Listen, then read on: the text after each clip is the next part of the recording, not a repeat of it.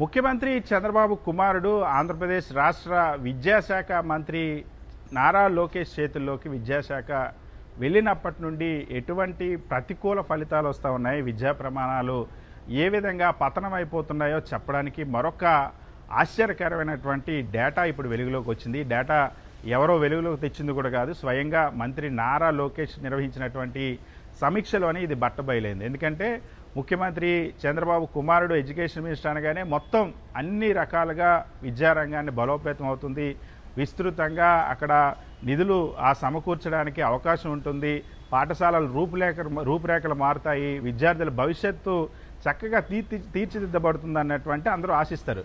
కానీ ఆశ్చర్యం ఏంటంటే గడిచినటువంటి విద్యా సంవత్సరంలో ఏదైతే ఇప్పుడు ముగిసినటువంటి విద్యా సంవత్సరం ఉంది, ఈ ఏడాదిలోనే వాస్తవానికి ఇప్పటికే పాఠశాలల్లో, ప్రభుత్వ పాఠశాలల్లో విద్యార్థుల నమోదు సంఖ్య చంద్రబాబు ప్రభుత్వం అధికారంలోకి వచ్చాక, మంత్రి నారా లోకేష్ విద్యాశాఖ మంత్రి అయినాక తగ్గిపోయినటువంటి పరిస్థితి. 4.64 లక్షల మంది విద్యార్థుల ఎన్రోల్మెంట్ అని తగ్గిపోయింది. విద్యార్థుల సంఖ్య 2024లో వైఎస్ జగన్మోహన్ రెడ్డి ప్రభుత్వం ఉన్నప్పుడు ప్రభుత్వ పాఠశాలల్లో ఉన్నటువంటి విద్యార్థుల సంఖ్య కంటే ఇప్పుడు 4.64 లక్షల విద్యార్థుల సంఖ్య గత ఏడాది విద్యా సంవత్సరంలో తగ్గిపోయింది.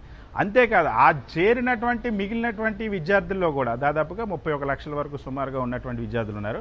సో ఇందులో కూడా 1,00,000 మంది విద్యార్థులు ప్రభుత్వ పాఠశాలల్లోనే గత విద్యా సంవత్సరంలో డ్రాప్ అవుట్స్కి, అంటే మధ్యలోనే స్కూల్లో చేరి కూడా స్కూల్ మానేసినటువంటి పరిస్థితి.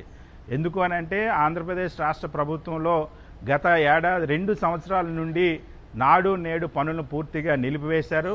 నాడు నేడు ద్వారా కల్పించే మౌలిక వసతులు కల్పించడం లేదు. 2 సంవత్సరాల్లో ఒక్క పాఠశాలకు సంబంధించి కూడా అభివృద్ధి పనులు కానీ మౌలిక వసతుల కల్పన కానీ చేయలేదు. ఆ ఫలితంగా విద్యార్థులు పాఠశాలలకు రావడం మానేస్తున్నటువంటి పరిస్థితి. పాఠశాలల్లో విద్యా ప్రమాణాలు పూర్తిగా పడిపోవడం కాకుండా పేద విద్యార్థులకు అవసరమైనటువంటి మధ్యాహ్న భోజన పథకాన్ని కూడా క్రమంగా నిర్వీర్యం చేస్తున్నటువంటి పరిస్థితి.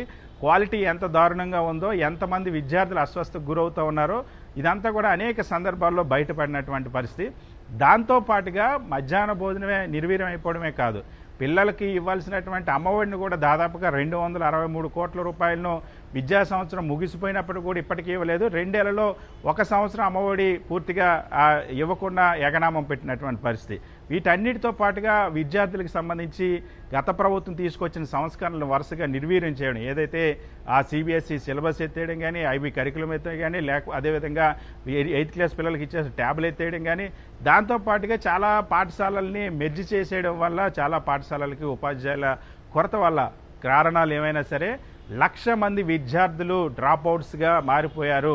4.6 లక్షల మంది సంఖ్య తగ్గిపోవడమే కాకుండా 1,00,000 మంది డ్రాప్ అవుట్స్ అయిపోవడం వల్ల తీవ్రమైనటువంటి నెగిటివ్ రిజల్ట్ వస్తుంది నారా లోకేష్ చేతిలో ఎడ్యుకేషన్ డిపార్ట్మెంట్ అని చెప్పడానికి ఇది ఒక నిదర్శనంగా నిలిచింది.